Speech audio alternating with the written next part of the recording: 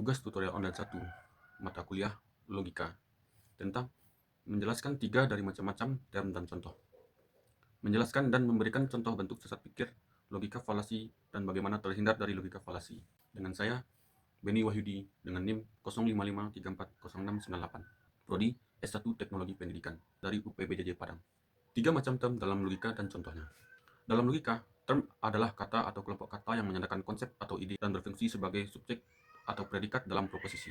Berikut 3 macam term serta penjelasan dan contohnya. Yang pertama, term konkret dan term abstrak. Term konkret adalah term yang mengacu pada benda nyata atau individu tertentu.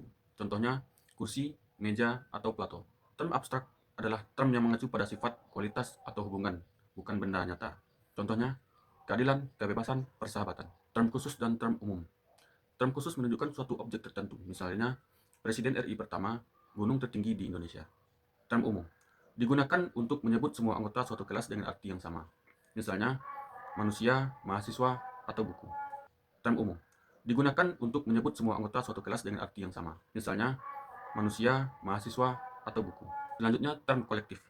Term kolektif adalah term yang menunjukkan sekelompok objek sebagai suatu kesatuan. Contohnya, keluarga, angkatan bersenjata, atau mahasiswa dalam konteks suatu kelompok mahasiswa. Penjelasan dan contoh logika falasi atau sesat pikir, serta cara menghindarinya. Logika falasi atau sesat pikir adalah kekeliruan dalam penalaran yang menyebabkan argumen menjadi tidak valid. Berikut penjelasan dan contoh beberapa bentuk logika falasi. Yang pertama, strawman falasi.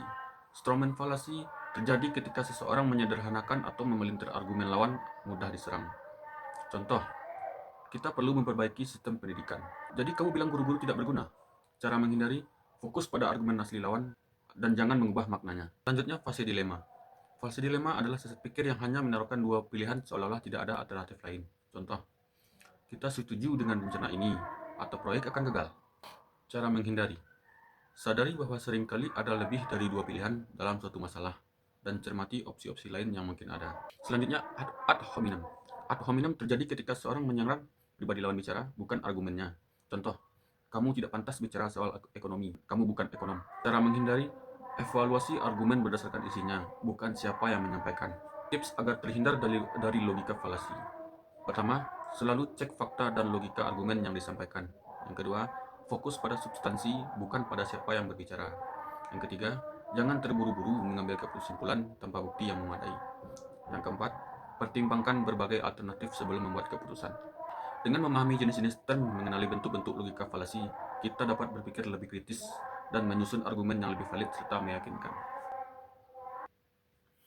Demikianlah tugas mata kuliah logika pada kali ini.